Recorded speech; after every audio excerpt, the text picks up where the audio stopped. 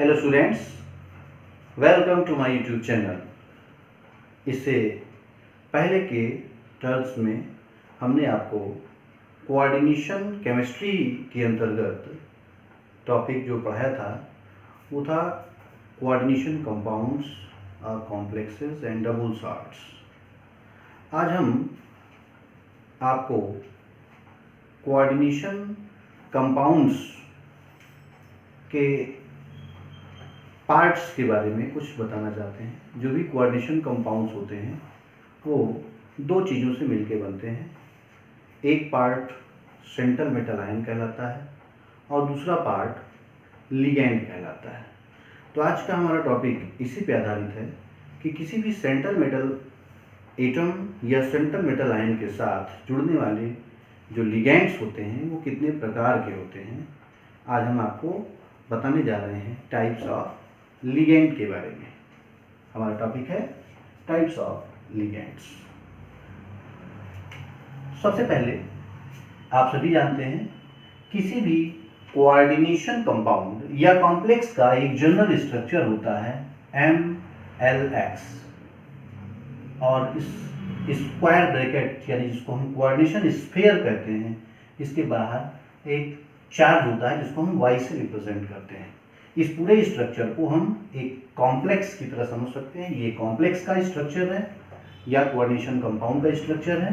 इस स्ट्रक्चर में ये सेंट्रल मेटल एटम, शॉर्ट में मैं लिख दे रहा हूँ सेंट्रल मेटल एटम या सेंट्रल मेटल आयन के नाम से जाना जाता है। इसके बाद जो दूसरा टर्म L है, इस टर्म को हम लिगैंड कहते हैं, लिगैंड। और जो X है, X यहां पर नंबर ऑफ लिगैंड, जो कि 2, 3, 4, 6, 5 कुछ भी हो सकता है। This is the number of ligands and Y is the net charge of complex ion which comes from the aggregation of charge of metal and total charge of ligand। यानी metal atom के ऊपर जो charge है वो और plus सारे ligands का जो नेट चार्ज होता है, सारे चार्जेस को जोड़ने के बाद जो चार्ज रिमेन होता है उसे यहाँ स्क्वायर ब्रैकेट के ऊपर लगाया जाता है। ये पॉजिटिव भी हो सकता है, नेगेटिव में भी आ सकता है और जीरो भी हो सकता है। तो आज हम आपको ये बताने जा रहे हैं कि ये जो लिगैंड्स हैं ये क्या होते हैं और कितने प्रकार के होते हैं। तो सबसे पहली चीज, लिगैंड होते क्या हैं, तो आपको इसके लिए मैं बताना चाहता हूं लिगैंड्स वो स्पीशीज होती है जिसके पास में इलेक्ट्रॉन पेयर होते हैं और अपने इसी इलेक्ट्रॉन पेयर को ये सेंट्रल मेटल आयन को दे करके मेटल से लिगैंड की ओर एक कोऑर्डिनेट बॉन्ड बनाता है जिससे कॉम्प्लेक्स का फॉर्मेशन होता है। ये लिगैंड है। लिगैंड वो स्पीशीज होगी जिसके पास में इलेक्ट्रॉन पेयर होंगे। इलेक्ट्रॉन पेयर का मतलब 2 इलेक्ट्रॉन होंगे। इस इलेक्ट्रॉन पेयर को ये मेटल आयन को दे करके इसके साथ कोऑर्डिनेट बॉन्ड बनाता है और तब कॉम्प्लेक्स का फॉर्मेशन होता है। तो लिगैंड की परिभाषा होगी, ligands are the species which can donate the electron pair to the central metal ion. अब कोई भी लिगैंड एक सिंगल एटम भी हो सकता है या फिर एटम्स का एक कोई ग्रुप भी हो सकता है। जैसे कि हैलोजेंस में FCl, Br इस टाइप के भी लिगैंड्स हो सकते हैं जिसमें नेगेटिव चार्ज है। इस नेगेटिव चार्ज के साथ फ्लोराइड, क्लोराइड, ब्रोमाइड ये सारे आयंस इलेक्ट्रॉन पेयर रखते हैं, इसलिए ये अपने इलेक्ट्रॉन पेयर को किसी भी मेटल आयन को दे करके उसके साथ कॉम्प्लेक्स फॉर्मेशन कर सकते हैं। तो इस तरह के सिंगल एटम वाले भी लिगैंड्स हो सकते हैं। और दूसरे तरह के एग्जांपल जैसे SO4 double minus, NH4 plus,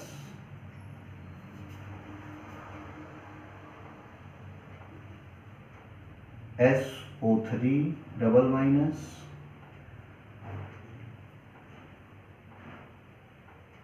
NO plus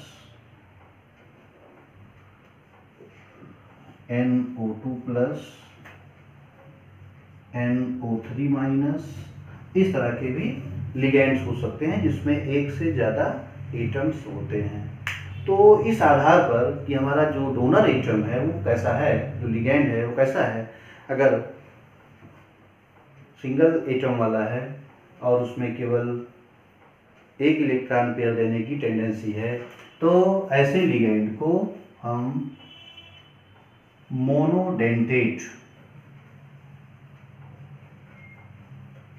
ligand कहते हैं। इसी तरह से अगर मल्टीपल एटम्स वाले लिगेंड हैं जिसमें से कोई एक एटम इलेक्ट्रॉन पेयर देने की टेंडेंसी रखता है, कैपेबिलिटी रखता है, तो ऐसे को भी हम मोनोडेंटेट लिगेंड बोलते हैं। लेकिन अगर कोई ऐसा लिगेंड है जिसमें एक से ज़्यादा एटम्स इलेक्ट्रॉन पेयर दे सकते हैं, तो ऐसे लिगेंड्स को पॉलीडेंटेट लिगेंड कहा जाता है। Polydentate ligand. तो आप समझ गए होंगे लिगेंड्स का क्लासिफिकेशन दो भागों में किया गया है। पहला मोनोडेंटेट लिगेंड और दूसरा पॉलीडेंटेट लिगेंड। मोनोडेंटेट लिगेंड्स ऐसे लिगेंड्स होते हैं जो केवल एक इलेक्ट्रॉन पेयर दे सकते हैं और एक इलेक्ट्रॉन पेयर दे करके सिंगल कोऑर्डिनेट बॉन्ड बनाते हैं मेटल आयन के साथ। लेकिन पॉलीडेंटेट लिगेंड्स ऐसे लिगेंड्स हैं जिसमें more than one atoms electron pair देने की कैपेबिलिटी रखते हैं और ये एक मेटल आयन को एक ही लिगेंड कई तरफ से इलेक्ट्रॉन दे करके एक रिंग की तरह का स्ट्रक्चर बना सकता है। ऐसे लिगेंड्स को पॉलीडेंटेट लिगेंड्स कहते हैं। अब किसी पॉलीडेंटेट लिगेंड में कितने एटम्स इलेक्ट्रॉन देने की टेंडेंसी रखते हैं, इस आधार पर जो पॉलीडेंटेट लिगेंड है इनको फर्दर क्लासिफाइड किया गया है। अगर कोई लिगेंड ऐसा है जिसमें दो एटम इलेक्ट्रॉन पेयर दे सकते हैं तो उसको बाइडेंटेट लिगेंड कहा जाता है।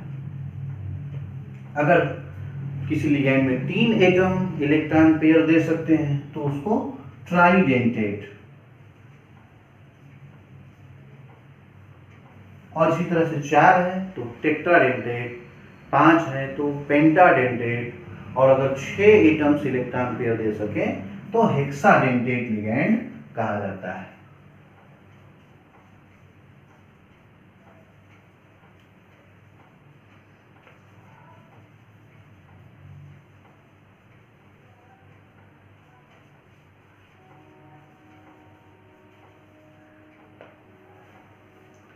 फॉर एग्जाम्पल आपने पढ़ा होगा एक स्ट्रक्चर है ये,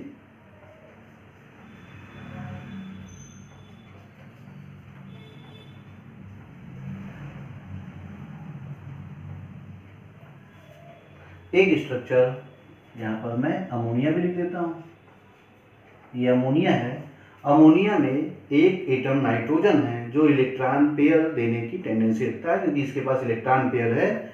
ये अपने एक इलेक्ट्रॉन पेयर किसी भी मेटल आयन को दे करके मेटल से लिगैंड से मेटल की ओर एक इस तरह से कोऑर्डिनेट बॉन्ड बना के कॉम्प्लेक्स का फॉर्मेशन करता है। तो इसलिए ये मेटल आयन को इलेक्ट्रॉन देने वाला अमोनिया ये कहलाएगा लिगैंड। और चूंकि इसमें एक एटम इलेक्ट्रॉन पेयर दे सकता है इसलिए ये कहलाएगा मोनोडेंटेट लिगैंड। अब देखिए दूसरा एग्जांपल मैंने जो ये बनाया इसको बोलते हैं एथिलीन डाइएमीन। एथिलीन डाइएमीन में दो नाइट्रोजन एटम्स हैं, दोनों अपने लोन पेयर किसी भी मेटल को दे सकते हैं। ये भी अपना इलेक्ट्रॉन पेयर देगा, कोऑर्डिनेट बॉन्ड बनाएगा। ये वाला नाइट्रोजन भी अपना इलेक्ट्रॉन पेयर मेटल को देके कोऑर्डिनेट बॉन्ड बनाएगा। तो इस तरह से एथिलीन डाइएमीन एक ऐसा स्पीशीज है जो इलेक्ट्रॉन देने का काम कर रहा है मेटल एटम को, इसलिए ये एक लिगैंड है और चूंकि इसमें दो एटम्स इलेक्ट्रॉन पेयर देने का काम कर रहे हैं, इसलिए ये कहलाएगा बाईडेंटेट लिगैंड। तो इस तरह से एथिलीन डाइएमीन, ऐसे ही एक और एग्जांपल मैं आपको बताता हूं, C double bond O O minus, C double bond O O minus, ये है ऑक्सलेट आयन। ऑक्सलेट आयन, तो ऑक्सलेट आयन में भी ये दो ऑक्सीजन जिसपे नेगेटिव चार्ज है इलेक्ट्रॉन देने का काम करते हैं, इसलिए ये भी एक बाईडेंटेट लिगैंड है। इसी तरह से एक और एग्जांपल है,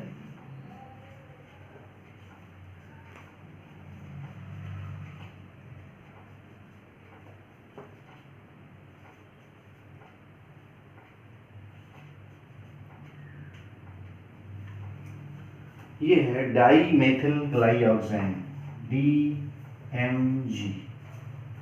इस स्ट्रक्चर में भी ये जो नाइट्रोजन है इसके पास लोन पेयर होगा, ये अपने लोन पेयर मेटल एटम को दे करके और उनके साथ कॉम्प्लेक्स फॉर्मेशन कर सकता है। तो चूंकि दो डोनर एटम इसके अंदर है, इसलिए ये भी एक बाईडेंटेट लिगैंड है। इसी तरह से ट्राईडेंटेट लिगैंड का भी एग्जांपल आपको मैं बताता हूँ।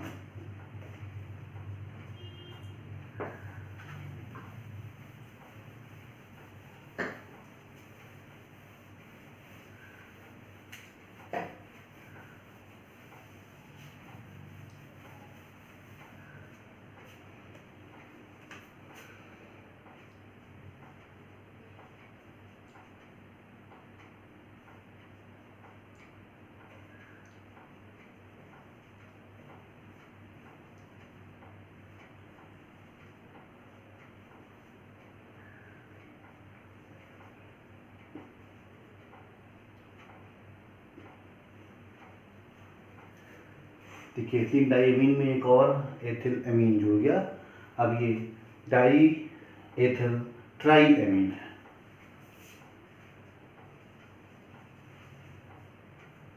Die ethyl try amine. अब यहाँ पर तीन एटम्स इलेक्ट्रॉन पेयर देने का काम कर सकते हैं। मेटल अगर आए तो इसको ये भी इलेक्ट्रॉन देगा, ये भी इलेक्ट्रॉन देगा और ये भी इलेक्ट्रॉन देगा, इसलिए ये एक ट्राईडेंटेट लिगैंड है। इसी तरह टेट्राडेंटेट, जिसमें चार एटम्स इलेक्ट्रॉन पेयर देने का काम करेंगे, और पेंटाडेंटेट जिसमें पांच एटम्स इलेक्ट्रॉन पेयर देने का काम करेंगे, उनको हम पेंटाडेंटेट लिगैंड बोलेंगे। अगर 6 एटम्स इलेक्ट्रॉन पेयर देने का काम करें तो ऐसे लिगैंड को हेक्साडेंटेट लिगैंड कहा जाता है। और हेक्साडेंटेट लिगैंड बहुत इंपॉर्टेंट है, जिसका एग्जांपल जिसको हम बोलते हैं EDTA। EDTA ethylene diamine tetra acetate, ये एक हेक्साडेंटेट लिगैंड है। Hexadentate ligand. तो ये जो बाई से लेकर के मैंने हेक्सा तक बताया, बाईडेंटेट, ट्राईडेंटेट, टेट्राडेंटेट, पेंटाडेंटेट और हेक्साडेंटेट, इन सबको कलेक्टिवली पॉलीडेंटेट लिगैंड कहा जाता है। तो अब आपको क्लियर हो गया होगा। लिगैंड्स दो तरह के होते हैं, एक मोनोडेंटेट और दूसरे पॉलीडेंटेट। अब एक खास बात आपको यहाँ पर मैं बताता हूँ फिर आगे इसके, कि जो मोनोडेंटेट लिगैंड्स होते हैं ये अपने एक एटम से इलेक्ट्रॉन दे करके मेटल आयन को कॉम्प्लेक्स फॉर्मेशन करते हैं। जो कॉम्प्लेक्स बनता है काफ़ी स्टेबल होता है। लेकिन अगर कोई पॉलीडेंटेट लिगैंड किसी मेटल एटम या मेटल आयन को जब इलेक्ट्रॉन पेयर डोनेट करके कॉम्प्लेक्स का फॉर्मेशन करता है, तो उससे बने हुए जो कॉम्प्लेक्स होते हैं उनको एक स्पेशल कैटेगरी दी जाती है, जिसको हम बोलते हैं चीलेट्स। फॉर एग्जांपल, अगर हमने निकिल का एक साल्ट लिया है, निकिल +2, और इस पर अगर हम निकिल को हम अमोनिया के साथ कॉम्प्लेक्स बनाना चाहें तो निकिल एक्वस सोल्यूशन में रहेगा, यानी इसके साथ चारों ओर वाटर मॉलिक्यूल रहेंगे और ये अमोनिया के साथ में रिएक्शन करके 6 अमोनिया के साथ रिएक्शन करके NiNH3 प्लस 2 चार्ज ऐसा कॉम्प्लेक्स बनाता है। इस तरह का बना कॉम्प्लेक्स काफ़ी स्टेबल होता है। किसी भी कॉम्प्लेक्स की जो स्टेबिलिटी होती है उसको हम स्टेबिलिटी कांस्टेंट के रूप में व्यक्त करते हैं। जिस कॉम्प्लेक्स का स्टेबिलिटी कॉम्प्लेक्स की वैल्यू ज़्यादा होती है वो ज़्यादा स्टेबल होता है और जिसकी स्टेबिलिटी कांस्टेंट की वैल्यू कम होती है वो कम स्टेबल होता है। तो हम सभी जानते हैं कि कॉम्प्लेक्स एक बहुत ही स्टेबल स्पेसीज होती है। तो जो ये अमोनिया निकिल का कॉम्प्लेक्स है बहुत ही स्टेबल है, लेकिन जब इसे निकिल को एथिलीन डाइएमीन के साथ, एथिलीन डाइएमीन को शॉर्ट में EN लिखते हैं, एथिलीन डाइएमीन के साथ में कॉम्प्लेक्स तैयार करते हैं तो 3 मॉलिक्यूल एथिलीन डाइएमीन के लगेंगे, क्योंकि एथिलीन डाइएमीन एक बाइडेंटेट लिगैंड है। ये है एथिलीन डाइएमीन।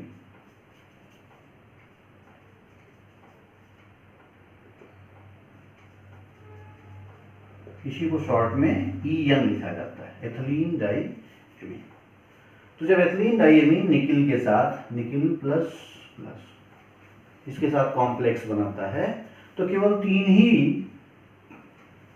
लिगेंड्स की आवश्यकता होती है, क्योंकि एक लिगेंड 2 इलेक्ट्रॉन पेयर देता है। तो 3 लिगेंड 6 इलेक्ट्रॉन पेयर देंगे और इसी तरह का कॉम्प्लेक्स बन जाएगा।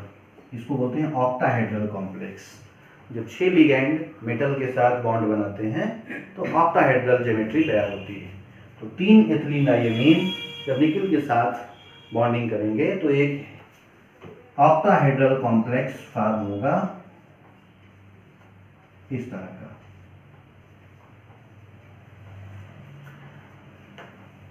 अब आप सोच सकते हैं इस स्ट्रक्चर में और इस स्ट्रक्चर में क्या डिफरेंस है। अगर इसका स्ट्रक्चर आप देखिए तो इस तरह से बनेगा। ये निकिल है, इससे 6 अमोनिया लिगैंड 6 डायरेक्शन में आएंगे।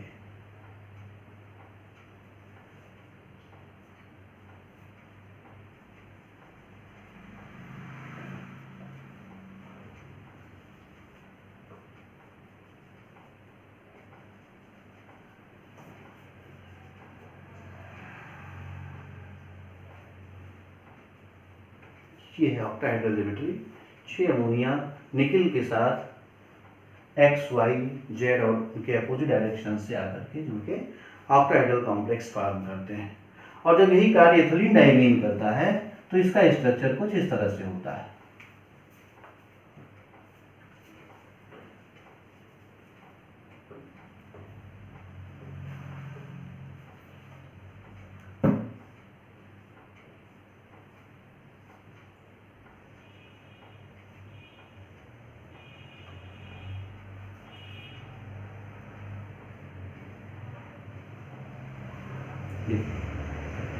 तो इस तरह से आप देख रहे हैं जब कोई बाइडेंटेट, ट्राइडेंटेट या कोई पॉलीडेंटेट लिगैंड किसी मेटल के पास जा करके बॉन्डिंग करता है तो अपने 2 या 2 से अधिक सिरों से उस मेटल एटम को इलेक्ट्रॉन दे करके एक रिंग जैसी संरचना बनाता है। जैसे कि यहाँ पर देखिए एथिलीन डाइएमीन के दोनों नाइट्रोजन निकिल को इलेक्ट्रॉन दे के एक रिंग की तरह का स्ट्रक्चर बनाते हैं, ऐसा कैंची की तरह। इस तरह के शेप आर्थ्रोपोड्स में पकड़ने वाले जो उनके चिलेट लेग्स होते हैं उस तरह की संरचना होती है। इसीलिए इस तरह के रिंग को चिलेट रिंग कहा जाता है। जैसे काकरोच का माउथ पार्ट होता है, चिलेट रिंग उसको बोलते हैं। काकरोच जैसे पकड़ता है जबड़ों को, अपने जबड़े से किसी शिकार को, ठीक ऐसे ही रिंग यहाँ पर ये बाइडेंटेट लिगैंड या पॉलीडेंटेट लिगैंड मेटल आयन को पकड़ने के लिए बनाते हैं। इसलिए इस तरह के रिंग को चिलेट रिंग कहा जाता है। तो यहाँ पर ये एथिलीन डाइएमीन चिलेट रिंग का फॉर्मेशन करता है। 3 चिलेट रिंग बन गए हैं। तो इस तरह के कॉम्प्लेक्स को जिसमें चिलेट रिंग का फॉर्मेशन होता है उनको हम चिलेट्स बोलते हैं, चिलेट्स।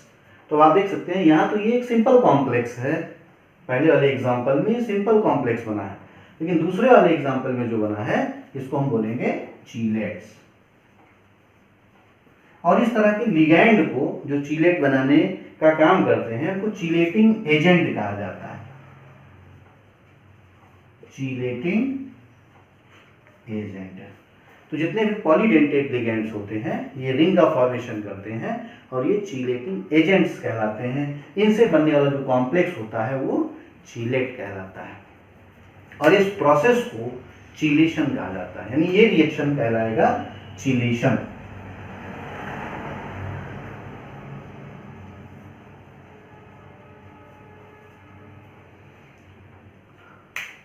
अब आपको एक बात यहां और बताना चाहेंगे कि जो चीलेट रिंग होती है उसमें उस रिंग के अंदर एटम्स की संख्या मैक्सिमम 5 या 6 होती है, यानी जो चीलेट रिंग होते हैं वो 5 मेंबर्ड या 6 मेंबर्ड रिंग होते हैं, तभी ज़्यादा स्टेबल होते हैं। इसलिए चीलेट रिंग्स जनरली 5 या 6 मेंबर्ड होते हैं।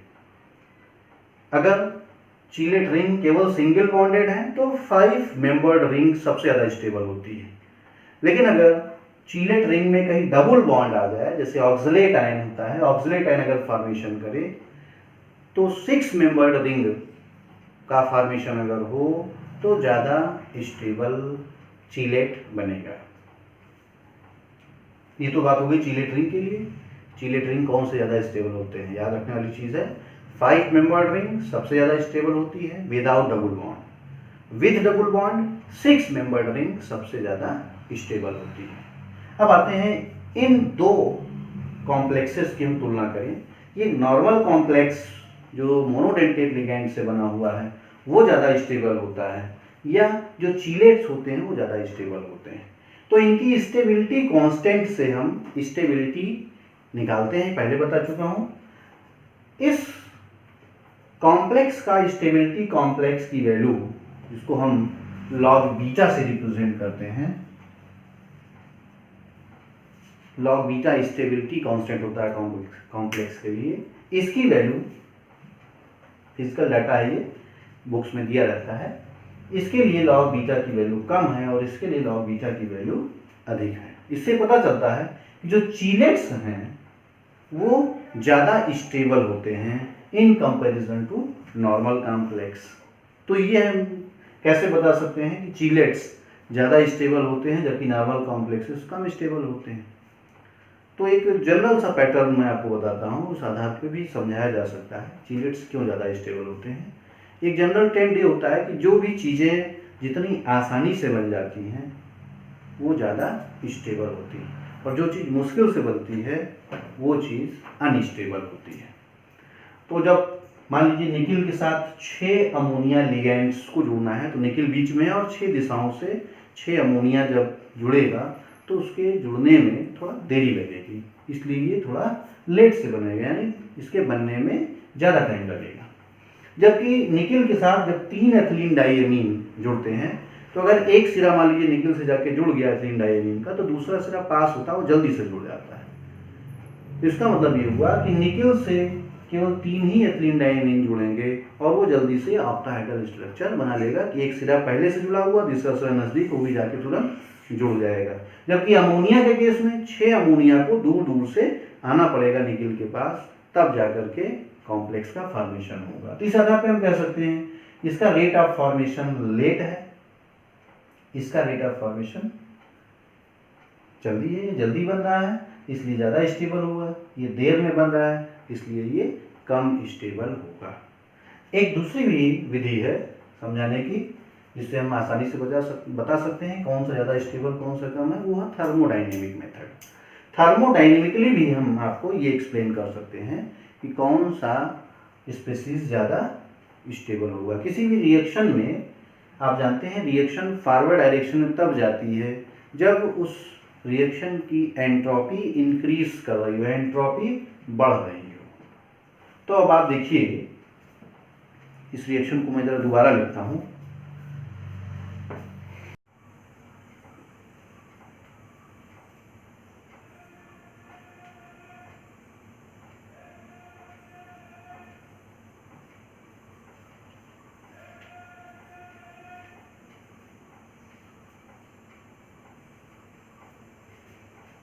निकेल ये वाटर मीडियम में 6 वाटर मॉलिक्यूल से घिरा हुआ रहता है, तो इस स्ट्रक्चर में लिखा जाता है। जब ये अमोनिया से रिएक्शन करेगा तो 6 अमोनिया मॉलिक्यूल्स इस वाटर मॉलिक्यूल को डिस्प्लेस करके निकेल NH3O6 कॉम्प्लेक्स फॉर्म करेंगे। ये कॉम्प्लेक्स बन गया और प्लस डिस्प्लेस्ड वाटर मॉलिक्यूल्स में हमने लिखा H2O। अब आप देखिए यहाँ पर ये रिएक्शन जब स्टार्ट होता है तो नंबर ऑफ मॉलिक्यूल्स यहाँ पर ये अकेला एक मॉलिक्यूल की तरह बिहेव करता है, इसलिए 1 इसको काउंट करेंगे और ये 6 molecules, total number of molecules हो गए 7। और इधर आप काउंट करिए तो ये 1 मॉलिक्यूल हो गया और 6 मॉलिक्यूल वाटर हो गए, टोटल नंबर ऑफ मॉलिक्यूल्स इधर भी हो गए 7। इसका मतलब हम ये कह सकते हैं कि जब कोई नॉर्मल कॉम्प्लेक्स बनता है तो उस कॉम्प्लेक्स के बनने में रिएक्शन में एंट्रोपी में कोई चेंज नहीं आता है। जितने मॉलिक्यूल्स रिएक्शन से पहले थे उतने ही मॉलिक्यूल्स रिएक्शन के बाद हैं। यहाँ पर नेट चेंज इन एंट्रोपी 0 है। अब आप किसी चीलेट के फॉर्मेशन के लिए रिएक्शन को देखिए। निकेल वही कंडीशन है, निकेल वाटर से घिरा हुआ है, निकेल आयन वाटर में घुला है। और अब यहाँ पर हम एथिलीन डाइएमीन लेते हैं। क्योंकि एथिलीन डाइएमीन एक बाइडेंटेट लिगेंड है, इसलिए 6 कॉर्नर पर निकेल से जुड़ने के लिए इसके 3 मॉलिक्यूल्स ही चाहिए हमें। तो यहाँ पर 3 लिखते हैं। EN means ethylene diamine. अब आप देखिए 3 मॉलिक्यूल्स यहाँ पर जब 6 वाटर मॉलिक्यूल को डिस्प्लेस करेंगे तो ये nickel EN3 double plus 6 water, ये रिएक्शन कंप्लीट होगा और ये चीलेट बन गया।